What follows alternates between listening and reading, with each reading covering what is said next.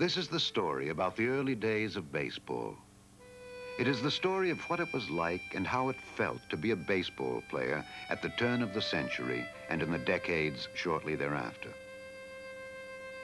This is also the story of America at the turn of the century and prior to World War I, a time of cobblestone streets and horse-drawn trolleys. It is the story of young man's hopes, his struggles, his triumphs and his failures in what history has recorded as the quiet time.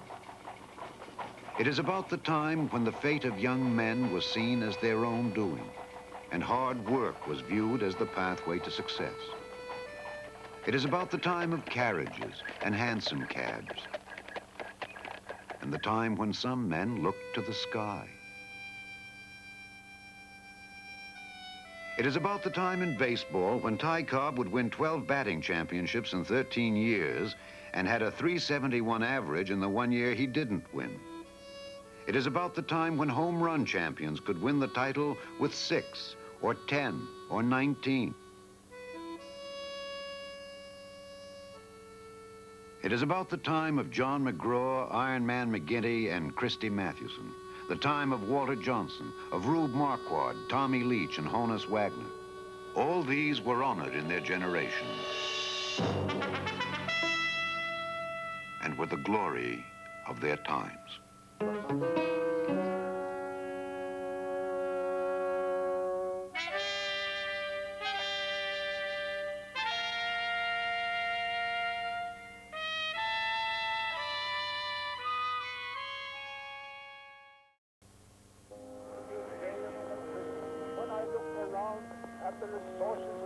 It is summertime in the year 1896, and William McKinley is campaigning for the presidency of the United States, which now has 45 stars in its flag. His opponent, William Jennings Bryan, campaigning on a platform that will be remembered far longer than that of the victor. A new gasoline machine was occasionally spotted amongst the horse traffic, the contribution of a Mr. Henry Ford of Detroit. A young 23-year-old third baseman for the Baltimore Orioles named John McGraw batted .356 to help his team to their third straight baseball championship. And it was the names of McGraw, Cy Young, and Ed Delahanty, and the like, that sent young boys out to the country fields in quest of baseball's honor and glory. One of these men was Sam Crawford. Sam Crawford, born in Wahoo, Nebraska, and the place of his birth became his nickname in baseball. Sam Crawford, who for 15 years would play side by side with Ty Cobb. We made a trip overland in a wagon with a team of horses. One of the boys, he got his father to let us take the horse and the team and the wagon. And it was only about maybe 11 of us, 11, 12 of us. But we'd drive along the country roads, you know. If we come to a stream, we'd go swimming, come to an apple orchard, or we'd get apples, or, you know. We'd sleep anywhere. We didn't sleep in a tent half the time. We'd sleep anywhere we could find it. If we were in the fairgrounds, why, we'd sleep in some of the buildings or near a barn or anywhere.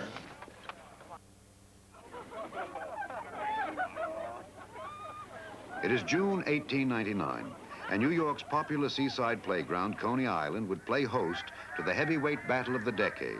37-year-old champion Bob Fitzsimmons and the young 24-year-old challenger, James J. Jeffries. I knocked him out of the left hand. I thought I'd missed the punch. It just grazed his chin. And I started to hit him with the right hand, and his hands had dropped and his eyes were glazed. Instead of hitting him, I just shoved him over. As the new century dawned, baseball would come of age. It became a major sport in the schools and colleges of the nation. The Groton School of Connecticut posed for their team photograph, and their most prominent member was not a player, but their manager, 17-year-old Franklin Delano Roosevelt. The most famous collegian was a great football and baseball star from Bucknell University, Christy Mathewson. He moved immediately to the New York Giants after graduation, and all at once the game received a new respectability. Young ladies could now ask their escorts to take them up to the polo grounds to see the college boy play. Mathewson's roommate for 8 years was Richard William Marquardt, nicknamed Rube because sports writers likened him to the legendary Rube Waddell.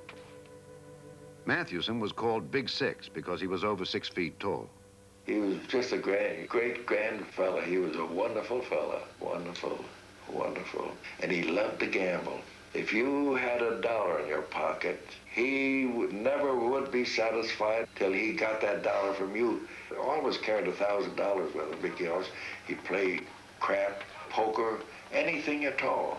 And you could win that $1,000 if you were lucky with that $1. He would stand downstairs in the lobby of the hotel, wait for the ball players after they got through breakfast and time to go out to the ballpark. He'd have a pair of dice in one hand and a deck of cards in his pocket. He said, let's go up for a little while. I've seen him lose $700, $800 in one night.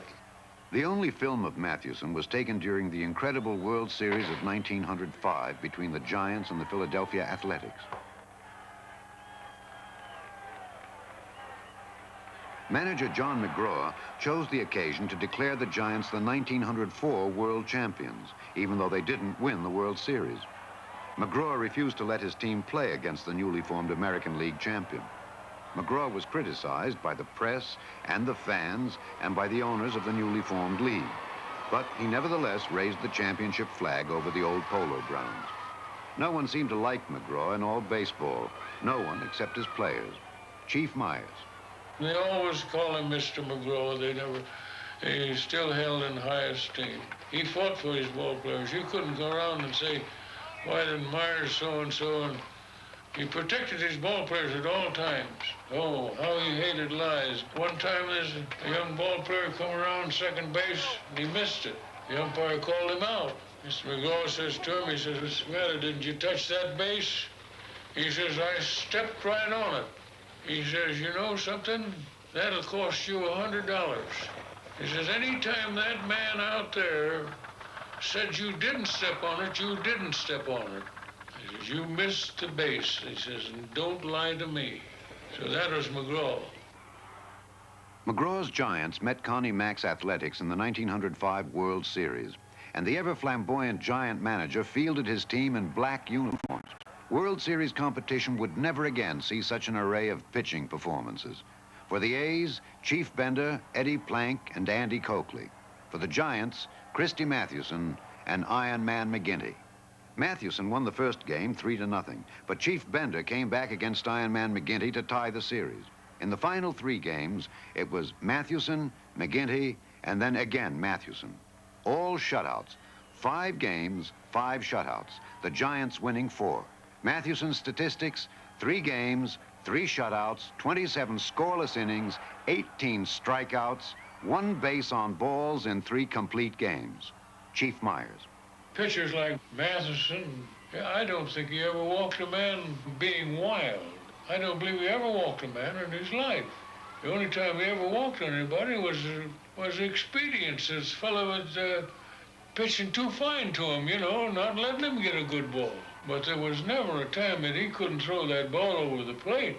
We loved to play for him. We break our necks for that guy. Wonderful character, lovely character, gentleman in every way.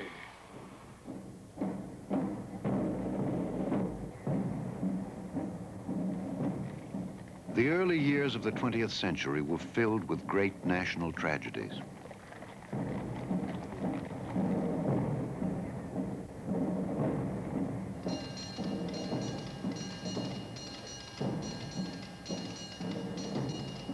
In sports, the game of football had moved dangerously close to becoming a weekly exercise of death on a Saturday afternoon.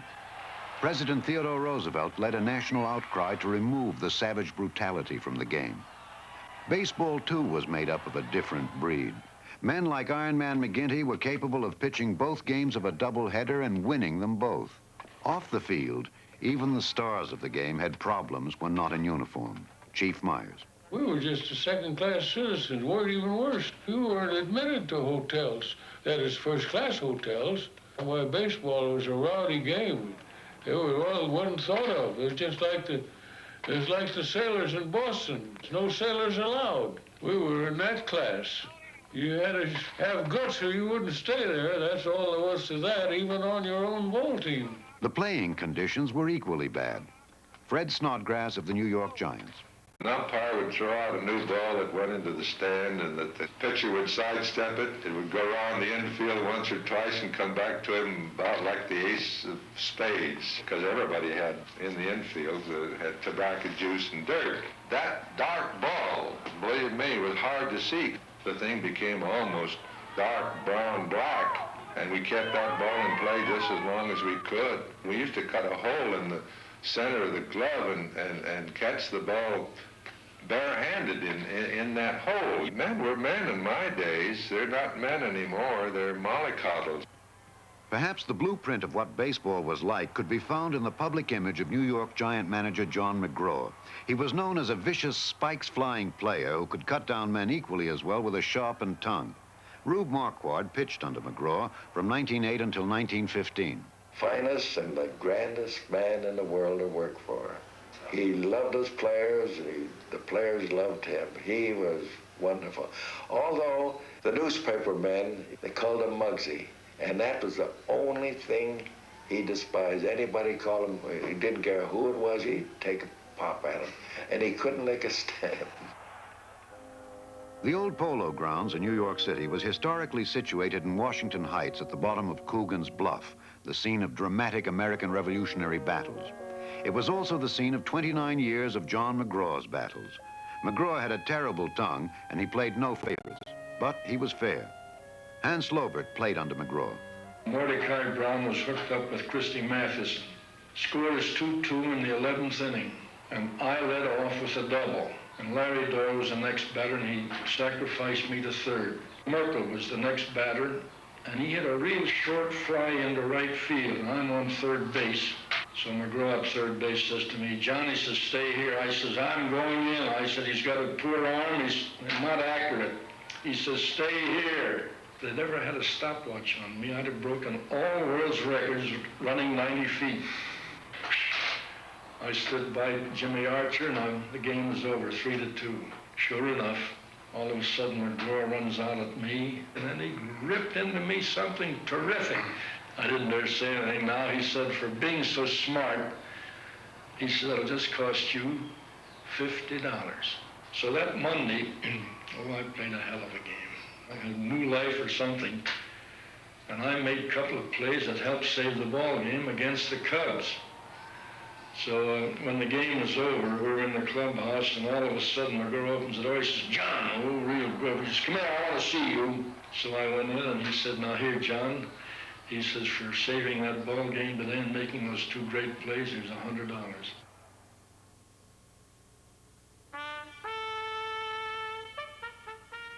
The year is 1908, and Orville and Wilbur Wright fulfilled their United States War Department contract by building an airplane that would carry 2 people, fly for at least 60 minutes, and travel at the speed of 40 miles an hour. It was also the year of perhaps the most controversial play in baseball history. It is known as the Merkel Boner. The passage of time has made the play a combination of fact and legend. The main fact, which seems to have been forgotten, was that the play took place almost 2 weeks before the end of the season. Fred Snodgrass was a teammate of Fred Merkel. Merkel was a substitute first baseman, just a youngster sitting on the bench. Merkel was on first base. McCormick was on third base. Al Bridwell was the hitter. The last half of the last inning, with the score tie. We had Al Bridwell at the plate, who hit a line single over the second baseman's head. McCormick, of course, scored easily from third. He could walk in. The fact that the game was won and over, Merkel realizing that and having done the same thing for day in and day out, the minute he saw that ball safe out in right center, rolling toward the fence, he lit out for the clubhouse as he had been doing all season long. The crowd began to come on the field just as they did every day. Johnny Evers, he began calling to the center fielder, Schulte, to go and get the ball, and it was intercepted by Joe McGinnity. So he intercepted the ball and threw it up into the left field bleachers.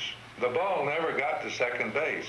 And by this time, of course, there were 1,000, 2,000 people milling around on the infield. Just chaos around there. It went to the president's office of the league. 3 days later, they came up with a decision that the game would have to be played over if necessary.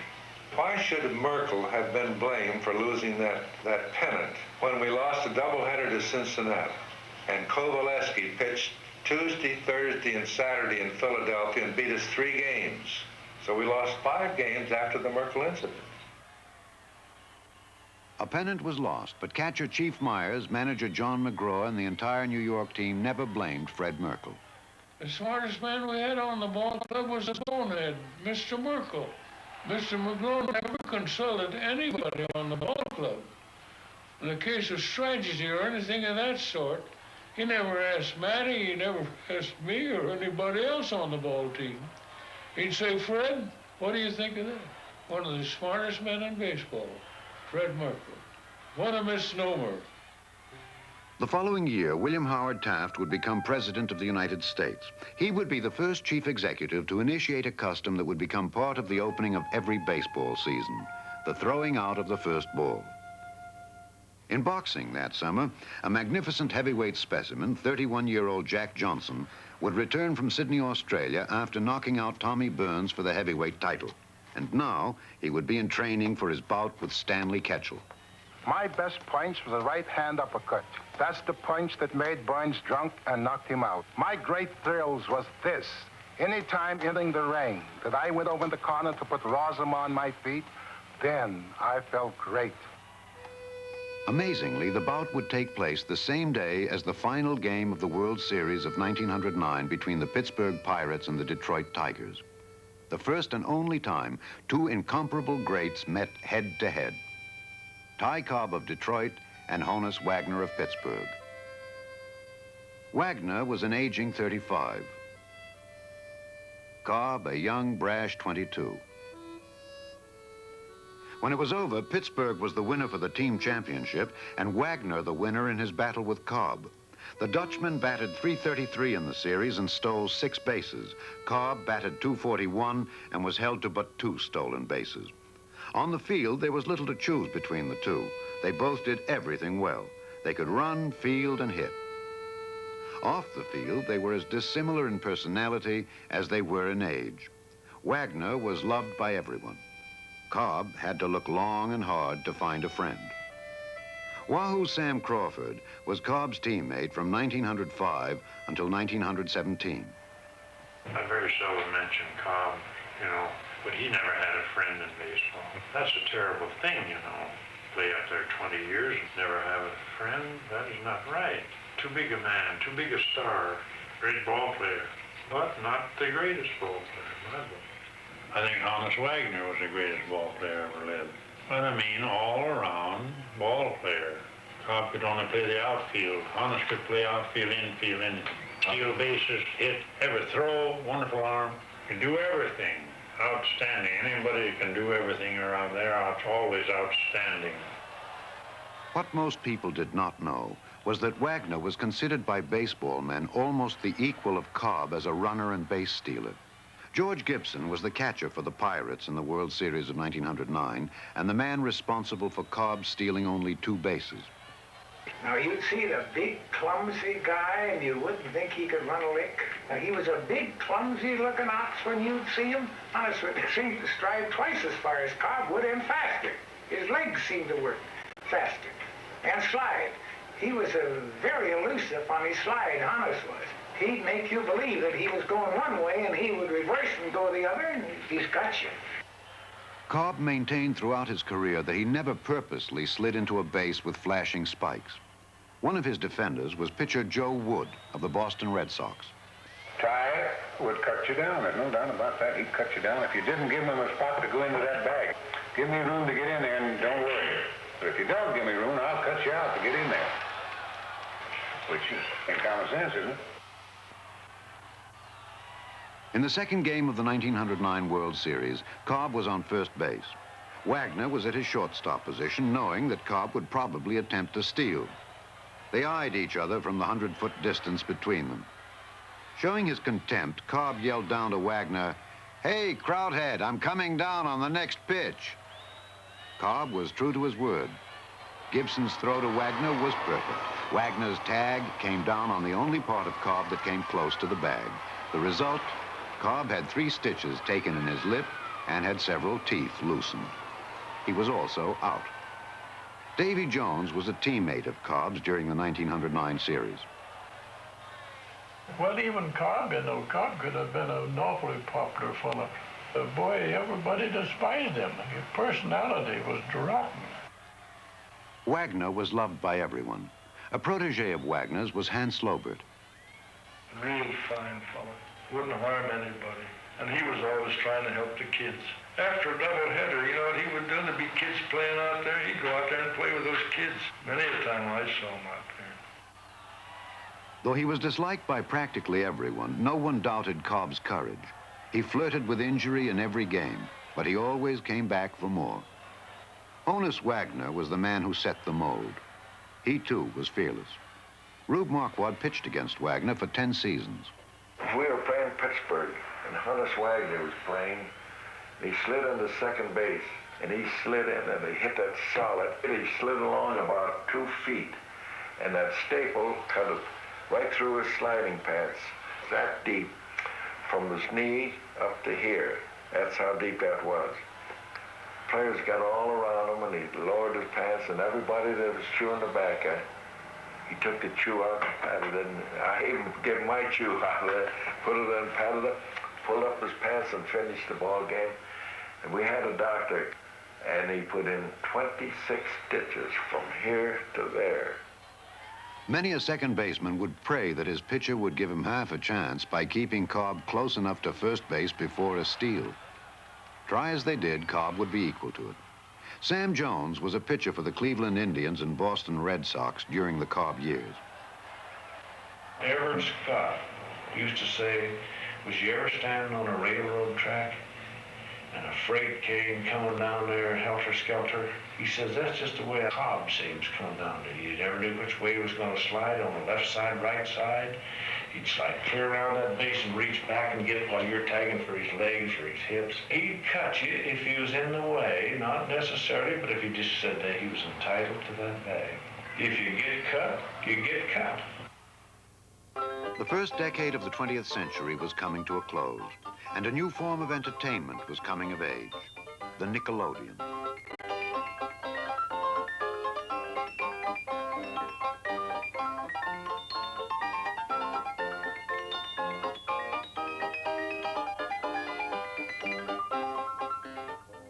In 1909, the world was also becoming smaller. On his 6th attempt, Commander Robert Peary reached the North Pole and ended his victorious announcement with the words, "The stars and stripes were planted, and a record left with a piece of the flag." The main party under my command, 6 men, 5 sledges, 40 dogs, pushed forward by forced marches to the pole itself, where it arrived the 6th of April, 1909. The stars and stripes were planted, and a record left with a piece of the flag. It was the year a young 22-year-old pitcher for the Washington Senators, Walter Johnson, lost 25 games as the Senators finished in the American League cellar. The following year, he also had the number 25 in his record. This time, they were victories. Wahoo Sam Crawford. Here's Walter. He just a string of a kid, you know. I guess he was only about 20. You know, tall, lanky. Didn't have a curve. But he had that fastball. That's all he pitched. And we had a terrible time to get it to beat him. He didn't need any curve. But Walter was a wonderful man, too. He wouldn't hit anybody. You know, he was always afraid he might hit somebody. Wonderful guy. Yeah, he was fast, the fastest I ever saw. Boy, it was like a bullet, you know. It swished. That's the word I use, swish. Whoosh, when it went by you, see? Well, that's the kind of a ball that Walter Johnson pitched. He had a swish. The year 1912 dawned, and in April there were 3 major events on the horizon. Teddy Roosevelt was challenging President William Howard Taft for the Republican nomination, and the split threatened a Republican victory in November. And who was the Democratic dark horse, Governor Woodrow Wilson of New Jersey? But this was all in weeks to come. Now, all that was on everyone's mind was the maiden voyage of the Queen of the Seas, the unsinkable, the Titanic. A few days out of Belfast, misfortune struck the great ship. But an incredible headline reporting the accident put New Yorkers at ease, and their only sadness would be over Christy Mathewson's loss in his 1912 debut, and in discussions over why Fred Merkle quit the team. But then the terrible story of what actually happened stunned the entire world. Mrs. Henry Harris, wife of the famed theatrical producer, was aboard the Titanic. They were starting to fill the boats, the lifeboats. We went from boat to boat, watching them fill them in. Mr. Harris saying to me, "Let me put you in a boat." And so I said to Mr. Harris, "Must I go?" He said, "I can't help myself if you don't." So he picked me up in his arms, and as we are rowing off, the people in my boat are screaming, "Look out for the suction, look out for the suction." I could see 5 ribbons of light converged into nothing. It went from nothing into the bow to these 5 ribbons of light, which slowly were 4, then 3, 2, 1, and no lights at all. And people were screaming in my boat, saying, "Look out for the suction." And all I could think of, if it could only go quietly. The summer moved on, and Woodrow Wilson became the Democratic nominee. The Republican Party split, and 2 former friends were now bitter enemies. President William Howard Taft won the Republican nomination, and Teddy Roosevelt led the Progressive Party with the words, "We stand at Armageddon and battle for the Lord." In baseball, the phenomenal Walter Johnson won 32 ball games as he led the Washington Senators to a second-place finish. But 1912 was the year of Smokey Joe Wood, and his 34 victories led the Boston Red Sox to an easy American League pennant. Wood and Johnson were unbelievable. In the early part of the season, Johnson had a winning streak of 16 straight before being defeated. As the season wore on, Wood was challenging that mark. It became inevitable that the cry would arise that Walter Johnson be given the opportunity to protect his winning streak in head-to-head combat with Smokey Joe Wood. There were very few pitchers ever lived that had a fast enough ball where it would really rise. And I was one of them. Walter Johnson and I were the ones in those days. Up at that time, Walter Johnson had his 16 and had lost his 17th. I had about 11. Well, old Foxy Clark Griffith comes in, and Walter Johnson should have the right to defend his record of 16 straight, so he challenged Joe Wood to meet Walter Johnson. And so they advertised us like prize fighters with biceps and triceps and all that stuff. And that is the only time, all the time I was there, and I don't think since, people who came to the game, the fans, were sitting right alongside the third base line and the first base line. We were sitting up, instead of sitting on our bench, back where the benches are now, and where they were then, we were sitting on chairs right up alongside those people that were along the line. And I won 1-0 that day. And, of course, my God, if he'd had the club behind me, him that I had behind me, he never would have lost a game.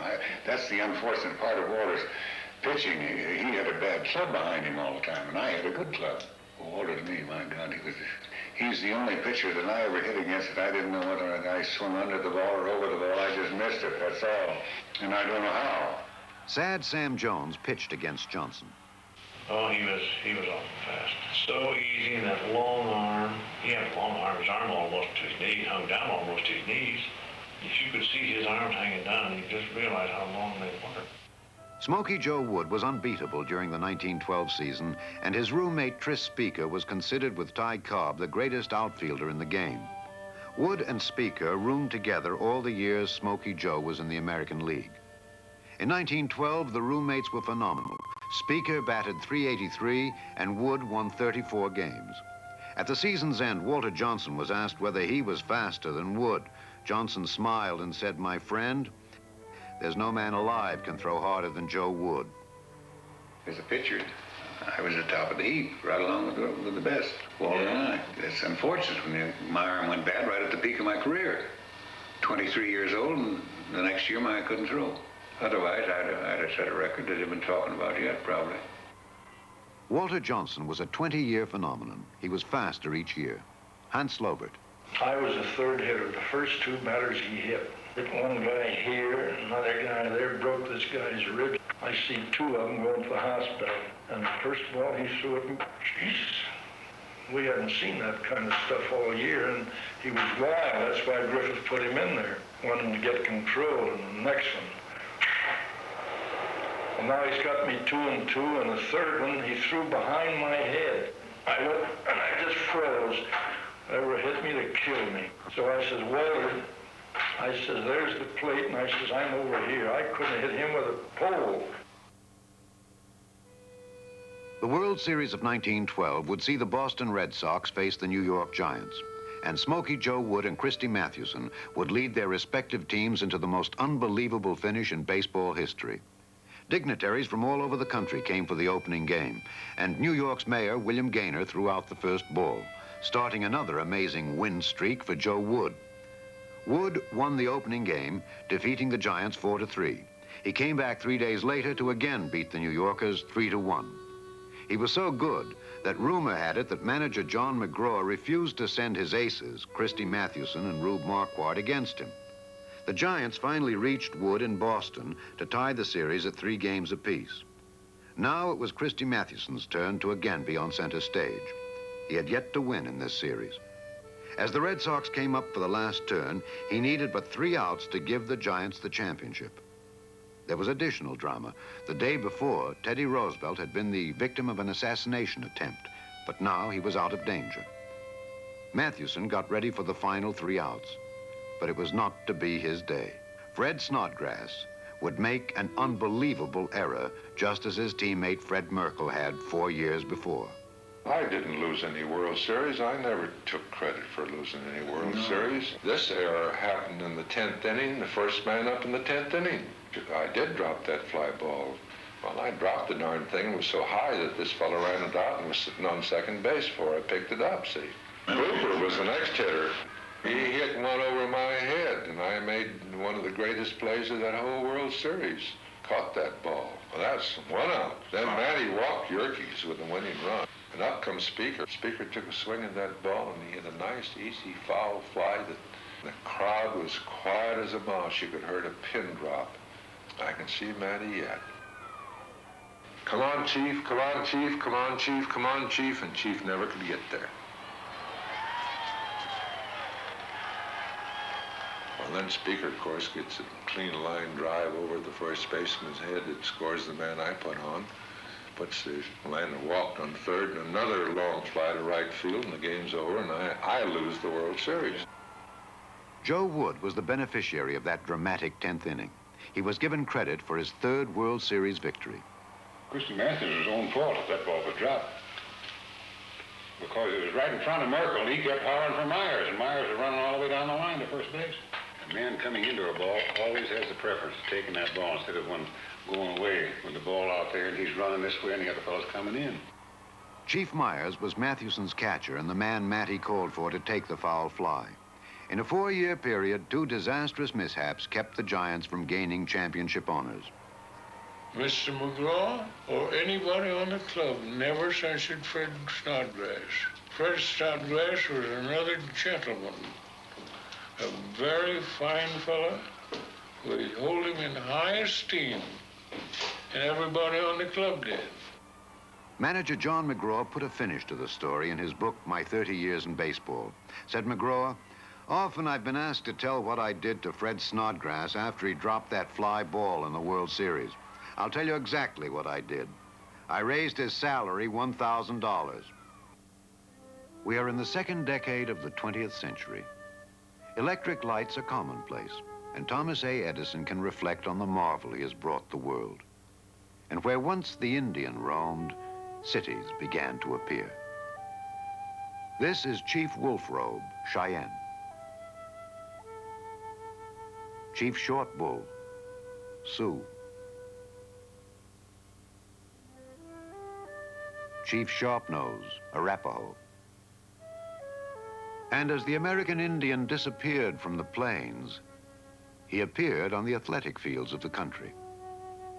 Chief Myers, New York Giants. Jim Thorpe, New York Giants.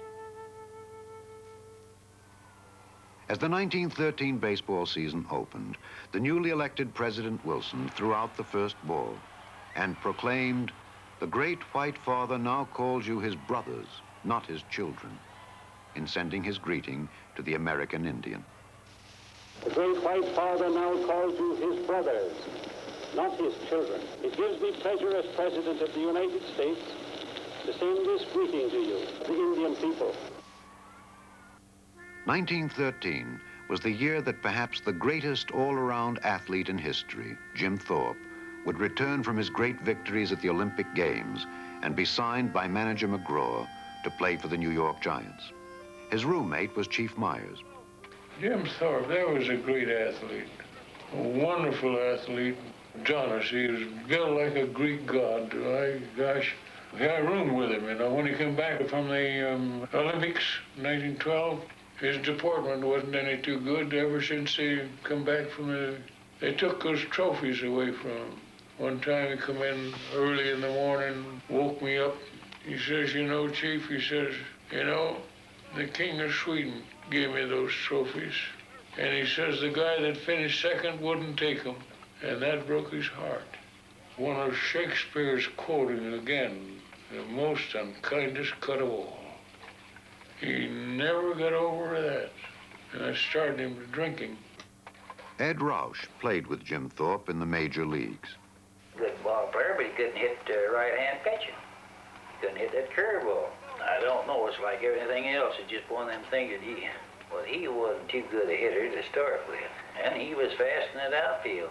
I used to run him around the ballpark in Cincinnati, and I was pretty fast.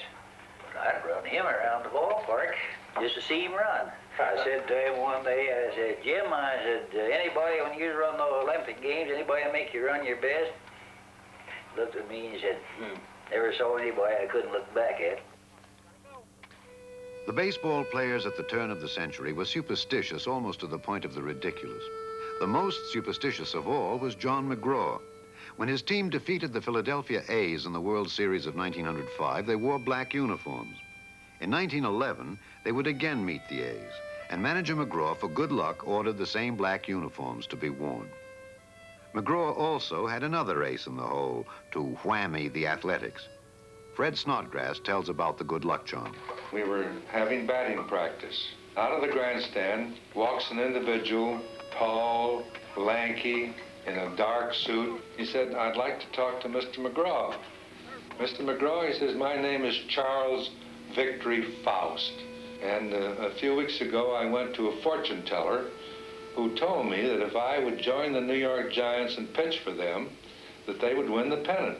Well, Mr. McGraw looked at him, and being superstitious as most ball players were, he said, well, take off your coat. And he said, here's a glove and the ball, and I'll get a catcher's mitt and I'll warm you up. And McGraw would give one signal and Charlie would wind up, and his wind up was like a windmill. Well, every different sign that McGraw gave, the ball came up just the same. And there was no speed. And so McGraw finally threw the glove away and he caught him barehanded. And McGraw said, well, he said, we're taking Charlie along to help us win the pennant. Every day from that day on, Charles Victor Faust was in uniform, and he warmed up every day this happened. And we did win the pennant. The spring came around the next year, and Charles Victor Faust was in the training camp. He warmed up every day in 1912, and again, we won the pennant in 1913. He was again in the spring training camp. He warmed up every day to pitch. And during that season, he became such a drawing card with the fans. They clamored so hard and so loudly for McGraw to put him into pitch that McGraw did put him into pitch. And he pitched one full inning. And he didn't have enough to hit. They didn't score on him. He was gone 4 days, and we lost 4 ball games. The 5th day, Charlie showed up. Oh, he said, fellas, I got to pitch today. He says, you fellas need me. So he got out and warmed up with this windmill warm-up that he had, and we won. And we won the pennant again. That fall, he said, I'm not very well, but he said, I think if you would prevail on Mr. McGraw to send me to Hot Springs a month before spring training, that I could get into shape and help you win another pennant. But unfortunately, that never came to pass because Charlie Faust died that winter, and we did not win the pennant the next year. Another engaging character who played with the Giants in those years was Arthur Raymond, better known as Bugs Raymond. Bugs Raymond would find any conceivable way to get to a nearby bar or tavern for liquid fortification. Thus the reason for his nickname, Hans Slobert. I remember one time. I batted against Bugs, and he had the best spitball I ever batted against. I says, you don't spit on the ball. I says, you blow your damn breath on the ball comes up here and it's drunk. Manager John McGraw did everything in his power to set Bugs on the straight and narrow path. For Raymond was known as one of baseball's greatest spitball pitchers. Fred Snodgrass was a teammate of Raymond's for 3 seasons. Well, when McGraw bought Bugs Raymond, he knew that he was a character and a drinker. McGraw put some Pinkertons on him, Pinkerton detectives. And one day he called us all into the office and he said, I'd like to read you this report on Bugs Raymond. Bugs hadn't yet come into the clubhouse. And he read this report that this Pinkerton man had put in. And Bugs had stopped first at 41st and Broadway, and he'd had a couple of beers and some free lunch sandwiches. And the next stop was, maybe 10 blocks on up. But anyway, by the time he'd gotten to the Polo Grounds, he'd stopped about 20 different bars and partook of beer only, plus the free lunch at these places. And about the time McGraw finished reading this report to us, in walks Bugs. And he confronted Bugs with this report. And Bugs listened to it, and he says, it's a damn lie. He says, I never ate an olive.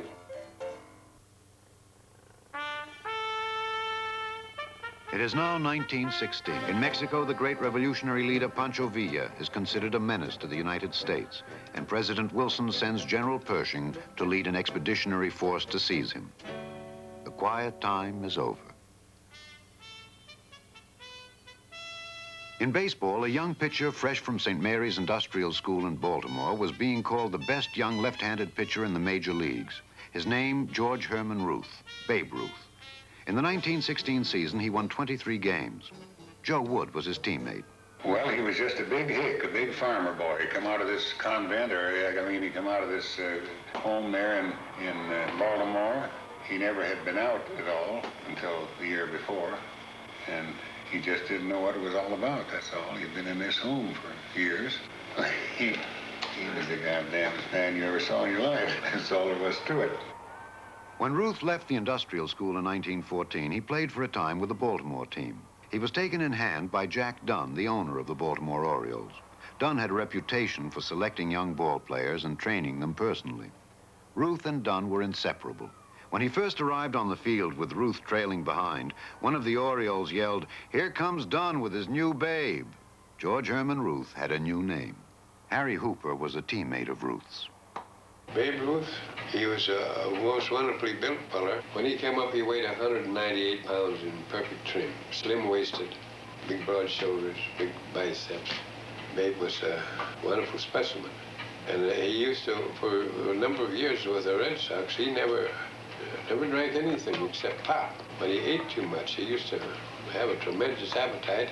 For a while, they used to kid him. A lot of the fellows would call him the Big Baboons, and it used to make you mad as hell. He challenged the whole club, and Carl May said he looked right at me. Ruth was becoming the greatest pitcher in baseball. He again won 23 games in 1917, and in the following year, he set a consecutive scoreless inning record in the World Series against the Chicago Cubs. Hans Slobert. I am the first major league player that batted against Ruth when he broke in. I was with the Phillies. So we were leading in the 7th inning. So Jack Dunn, I knew him very well. He says, Hans, he says, I'm putting in a young pitcher the next inning, a left-hander. He says, I want you to give me your honest opinion of this young pitcher. I said, all right. Big gangling youth he had real thin legs, and for part of his body, he looked like Hercules. So the first ball he saw, I was the first batter up. The first ball he threw it. And I said, oh boy. I said, that kid's got something. Well, I hit down to the shortstop and I was thrown out. And on my way back, I had to pass Jack Dunn's bench, and he says, Hans, he says, what kind of stuff's that kid got? I says, fastest I've seen this year. I says, he's really fast. He says, wait until you see him hit.